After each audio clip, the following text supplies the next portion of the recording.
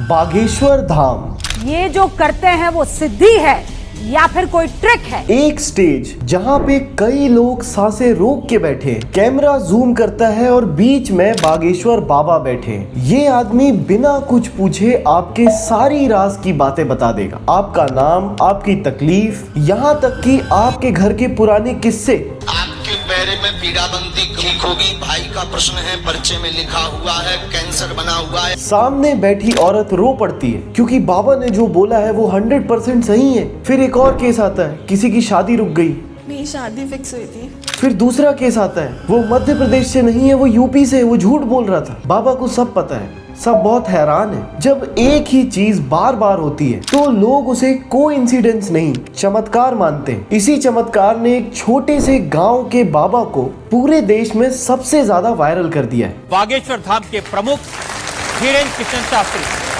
लेकिन क्या होगा अगर ये चमत्कार नहीं सिस्टम हुआ तो, और अगर ये सब पहले से ही सेट हो तो?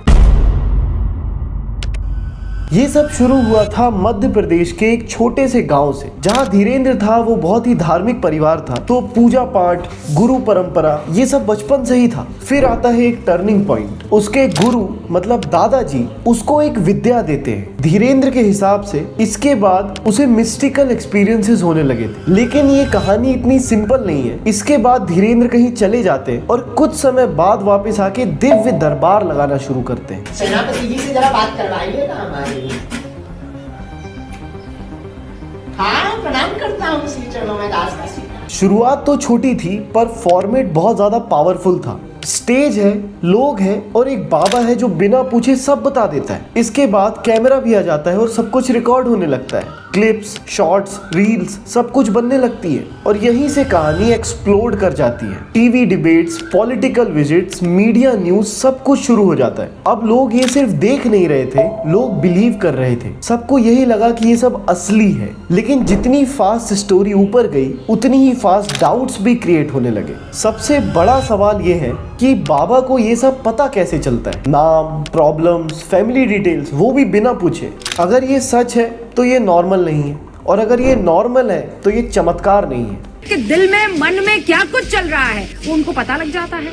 यहाँ से स्टोरी इंटरेस्टिंग हो जाती है क्योंकि जब लोग दरबार में आते हैं तो वो रैंडमली स्टेज पे नहीं जाते जैसा दिखाया जाता है। उनकी एक पेशी होती है, फिक्स्ड डेट और फिक्स्ड एंट्री, और उससे पहले उन्हें एक प्रोसेस से गुजरना होता है। और असली गेम यही है। टेम्पल के बाहर लोग अलग अलग रंग के नारियल खरीदते हैं, खास रंग के कपड़े में नारियल बांधकर अपनी समस्या वो बताते हैं, और इन नारियल के कलर से डिसाइड होता है कि क्या प्रॉब्लम है। अगर आपको बागेश्वर धाम के सामने जाके अपने मन की बात पढ़वानी है तो इस प्रोसेस से गुजरना बहुत जरूरी है। लाल रंग का नारियल मतलब नॉर्मल परेशानी, येलो रंग का मतलब शादी की प्रॉब्लम है, काले रंग का यानी भूत प्रेत की बाधा है, सफेद रंग का मतलब संतान प्राप्ति की प्रॉब्लम है। इस नारियल को मंदिर में चढ़ाने के बाद लोग बागेश्वर धाम के काउंटर में जाते हैं। फिर वहां वो अपनी डिटेल्स देते हैं, जैसे नाम, नंबर, एड्रेस, आईडी प्रूफ। इसके बाद उनको एक टोकन मिलता है, एक स्लिप मिलती है। सारे लोगों की स्लिप को एक जगह रख के कुछ दिन बाद कुछ लोगों को कॉल करके बुलाया जाता है कि इस दिन आपको आना है पेशी में। मतलब हर आदमी स्टेज तक नहीं पहुंचता, सिर्फ वही पहुंचता है जिसे बुलाया जाता है। मतलब ये रैंडम नहीं है, ये एक कंट्रोल्ड एंट्री है। जहां कंट्रोल होता है वहां पे सिस्टम काम कर रहा होता है, और यहीं से कहानी बदलती है। अब सवाल ये नहीं है कि बाबा को कैसे पता चला, सवाल ये है कि बाबा को क्या क्या पता होता है। और अगर ये समझ में आ गया तो सब कुछ समझ में आ जाएगा। लोग आए, उन्होंने अपनी डिटेल्स दी, फिर सिलेक्टेड लोग स्टेज तक पहुंचे। डेटा कलेक्शन पहले ही हो चुका है, नाम, एड्रेस, प्रॉब्लम किस तरीके की है। सिलेक्शन भी कंट्रोल्ड है, सिर्फ चूजन लोग ही आ रहे हैं। स्लिप मिलने में और वहां पहुंचने में एक टाइम गैप होता है, उस गैप में इंफॉर्मेशन प्रोसेस हो सकती है। आज के टाइम में किसी के बारे में भी इंफॉर्मेशन निकालना मुश्किल नहीं है। Social media, Facebook, local network और रेफरेंसेस की मदद से ऐसा हो सकता है। सिर्फ नाम और लोकेशन से ही आदमी के बारे में काफी कुछ पता लग सकता है। यही दिक्कत है, पहले से बताया आपने किसी को। और फिर जब वो स्टेज में आता है तो उसे लगता है उसके सामने चमत्कार हुआ है। इसका एक एग्जाम्पल भी है। एक रिपोर्टर को स्टेज में बुलाया गया। आप पत्रकारों में जिनके चाचा का नाम भृगुनाथ तिवारी हो वो आ जाए। उसके फैमिली डिटेल्स बताए गए। चाचा का नाम, नए घर के बारे में, और ये सब उसकी फेसबुक प्रोफाइल में था। यहाँ से एक चीज तो क्लियर हो जाती है कि इंफॉर्मेशन ही इल्यूजन क्रिएट कर रही है, और जैसे ही इंफॉर्मेशन को स्टेज और इमोशन मिल जाता है हम उसे चमत्कार मानने लगते हैं। नागपुर की अंधविश्वास निर्मूलन समिति के अध्यक्ष श्याम मानव ने बोला कि बाबा की ट्रिक्स को फ्रॉड एंड प्रूफ कंडीशन में टेस्ट कर लेते, पर उसके बाद बागेश्वर धाम ने अपना प्रोग्राम नागपुर में कैंसिल करके रायपुर में शिफ्ट कर लिया और फिर उनको रायपुर बुलाने लगे। तो रायपुर में दरबार है, आ जाओ। पिछले 40 साल से श्याम मानव एक असली जंग लड़ रहे हैं, जिसमें उन्होंने कई सारे बाबाओं को, जैसे आशाराम बापू, निर्मला देवी, मुस्लिम पियर्स और क्रिश्चियन पेस्टर्स के भी राज खोले, उनके मिरेकल्स को चैलेंज किया है। डॉक्टर नरेंद्र दाभोलकर जो पहले इस ऑर्गेनाइजेशन को चलाते थे, इसी मिशन के लिए उनकी हत्या कर दी गई। आज भी जब श्याम मानव ने बागेश्वर धाम जैसे मुद्दों पे आवाज उठाई तो उनको धमकी मिली कि दाभोलकर जैसा हाल कर देंगे। श्याम मानव को जान से मारने की धमकी मिली है। इन्हीं सब रीजंस के चलते ये मुद्दा शांत हो गया और बात अब सिर्फ मन पढ़ने तक लिमिटेड नहीं रहती। एक और चीज वायरल होती है, भूत प्रेत भगाना। मार से चाटा, मार।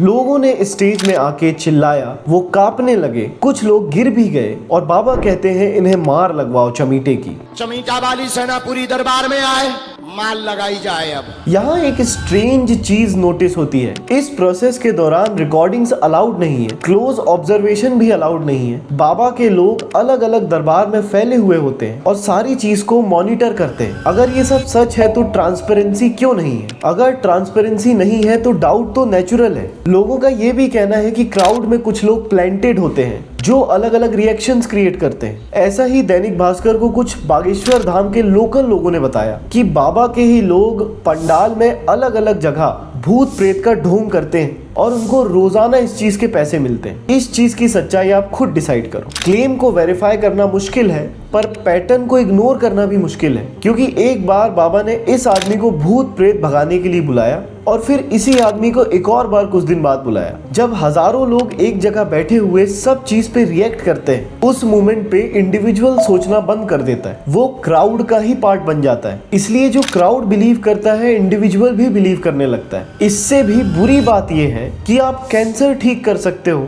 आपने ये पब्लिकली खुद बोला है। को कैंसर है। 50 ग्राम देसी गाय के गोमूत्र में 2 खड़ी हल्दी की गांठ पीस करके मिला करके रोगी को पिलाएं, लाभ 100% होगा। एक छोटी बच्ची बीमार है, उसकी मम्मी परेशान है और उसे सलाह दी गई है 108 बार मंत्र को जाप करने की। ऐसे ही जब आशाराम के आश्रम में बच्ची गायब हो गई थी तो उसके पेरेंट्स को मंत्र जाप करने की सलाह दी गई थी, जिसकी वजह से FIR काफी डिले हो गई थी। ऐसे ही इसका नाम बिजेंदर सिंह है, जो बाद में रेपिस्ट ही निकला। इसको भी कोर्ट ने रेप केस में कन्विक्ट प्रूफ किया है। ये भी लोगों की अनक्योरेबल डिसीजेस को ठीक करने का दावा किया करता था। क्या अनक्योरेबल डिसीजेस को ठीक करने का दावा करना लीगल है? जिस इंडिया में हम रहते हैं उसमें तो लीगल नहीं है। एक और एंगल देखते हैं स्केल का। अब जहां इतना कुछ चल रहा है वहां पे पैसे भी बहुत सारे हैं, बड़े बड़े इवेंट्स, मैसिव क्राउड और बहुत ही ऑर्गेनाइज्ड सिस्टम है ये। बागेश्वर धाम अब सिर्फ मंदिर नहीं है, वो एक मल्टी करोड़ हब बन चुका है। यहाँ पे हर चीज का एक मार्केट रेट है। मंदिर के आसपास लोग दुकान किराए में लगाते हैं, जितनी ज्यादा दुकान करीब होती है उतना ज्यादा किराया होता है। एक छोटी सी 200 स्क्वायर फीट की दुकान का किराया महीने के 1 लाख टच करता है, जो किसी माइक्रो सिटी के मॉल से भी ज्यादा है। गरीब लोगों की छोटी दुकान हटवा के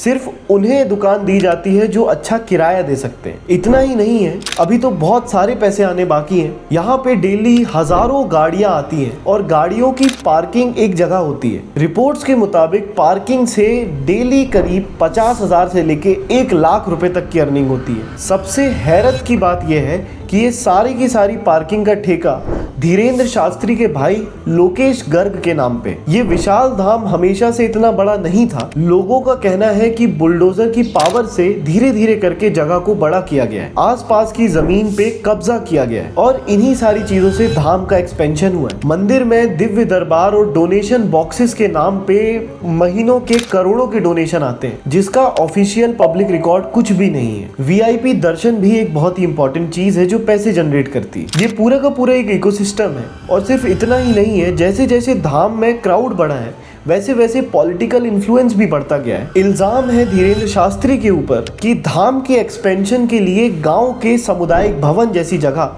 जहां पे गरीबों की शादी हुआ करती थी उस पे भी ताला लगा दिया गया है। सरकारी तालाब और सरकारी शमशान की जगह पे भी कब्जा कर लिया गया है। इवन गांव के लोगों को डेड बॉडी को गांव के बाहर लेके जाना पड़ता है। जब लोगों ने इस लैंड ग्रैबिंग के खिलाफ धरना किया, प्रोटेस्ट किया, तो उन्हें पावर से दबा दिया गया और उनकी बात से कोई फर्क नहीं पड़ा। लोगों का कहना है कि रातों रात उनके घर गिरवा दिए गए थे। धीरेन्द्र शास्त्री खुलेआम कहते हैं, तुम मेरा साथ दो, मैं हिंदू राष्ट्र बना दूंगा। तुम मेरा साथ दो, मैं हिंदू राष्ट्र दूंगा। और उनके बयान अक्सर दूसरे समुदायों के लिए धमकी जैसे सुनाई देते हैं। वो बुलडोजर चलवाने की बात करते हैं। पावर का नंगा नाच तो तब दिखा जब धीरेन्द्र शास्त्री के भाई लोकेश गर्ग या शालीग्राम का एक वीडियो वायरल हुआ जहां उनके भाई एक दलित परिवार की शादी में हाथ में बंदूक लेके, सिगरेट लेके बागेश्वर धाम के गाने बजाने के लिए दबाव डालते हुए पाए गए। इस मामले के लिए उनके ऊपर FIR भी हुई, लेकिन धाम का दबदबा